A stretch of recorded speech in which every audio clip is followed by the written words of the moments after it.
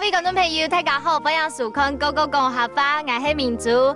今日的民族沿着内山公路来到我们的新竹跟峨眉亚道尾耶。亚道尾你有发现冇？我身上全部规大片的都是茶叶呢。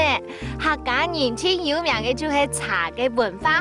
今天呢，我们就是要来找这个东方美人茶之外，而且还要来找这成就它的小绿叶蝉哦。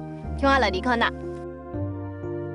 老板你好，你好，太公你好，哇，今天你来到人家茶叶，哇，这真的好漂亮哦，好像可以拍茶广告了。听说你这边的茶没有撒药哦，而且所以上面会有那个小绿叶蝉。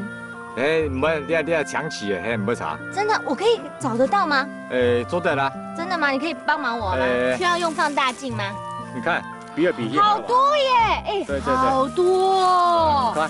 这些都是小绿叶茶哦。嘿啊，这抢起的啊。啊，大哥，那请问一下，中马咖不很多碰风茶嘞？哦，碰风茶是调过人，按照吹牛的意思啦。你看讲的是讲乡下人哈，是都乡下买一种家私，结果拿台北买东河家，转来哈，人讲西北人变成白人。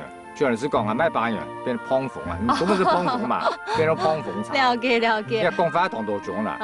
刚好我们今天在这茶园里面，大哥可不可以顺便教大家讲这个茶叶客家话怎么说？茶蜜。没错，就是茶蜜。碰风茶是客家庄最具代表性的茶，对不对？答对了，没错。这句话呢就叫做碰风茶，是客家庄亲有代表性的茶。 答对了，答对了。Hello， 各位观众朋友，今天呢，我们来到这个峨眉这里，看到这个东方美人茶小绿叶蝉，真的是一个大工程哦。当然了，我们认识了新的词来复习一遍吧。来看到第一个词就是碰风茶，碰风茶，碰风茶。第二个呢就是茶叶，茶蜜，茶蜜。